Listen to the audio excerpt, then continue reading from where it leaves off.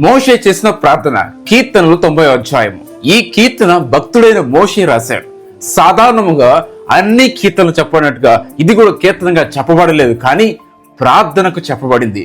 మోషే చేసిన ప్రార్థన ఈ కీర్తనలో మనం చూడగలం.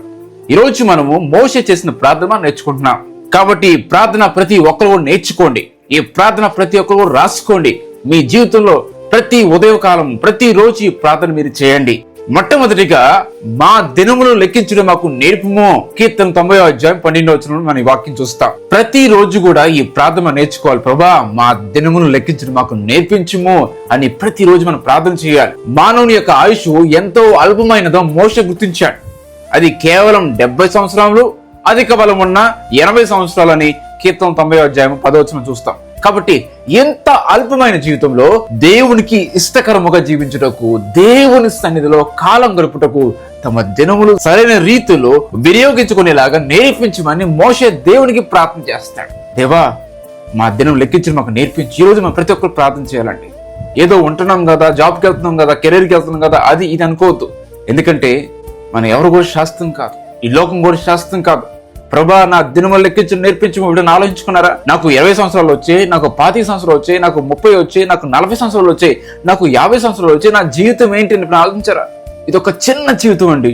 ఈ చిన్న జీవితంలో మనం దేవుని మహిమపరచాలి.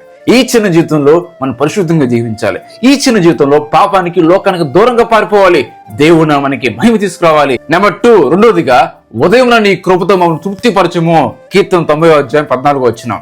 మానవుని యొక్క ఆయుష్ కాలము 70 సంవత్సరములు, అధిక బలం ఉంటే 80 సంవత్సరములని చెప్పబడినప్పటికీ అవి పరిపూర్ణంగా జరుగుతాయా లేదో చెప్పలేము. కాబట్టి రాత్రి గడిచిన తర్వాత ఉదయం సజీవులుగా లేవాలంటే దేవుని కృప ఎంతో అవసరం. చాలా మంది పడుకుంటున్నారు కానీ ఉదయకాలం లేవడం లేదు. కానీ ఈ రోజు మనం లేస్తున్నామంటే దేవుని కృప.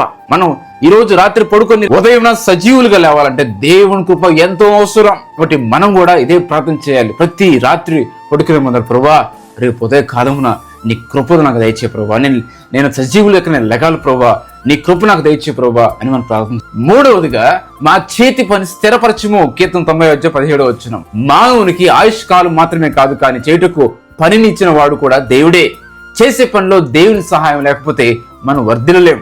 ఏసేపు చేసినంత దేవుడు సఫలం చేశాడు కాబట్టి అతని యజమానికి ఏసేపు మీద కటాక్షము కలిగింది. ఆదికాండం 39:3-4.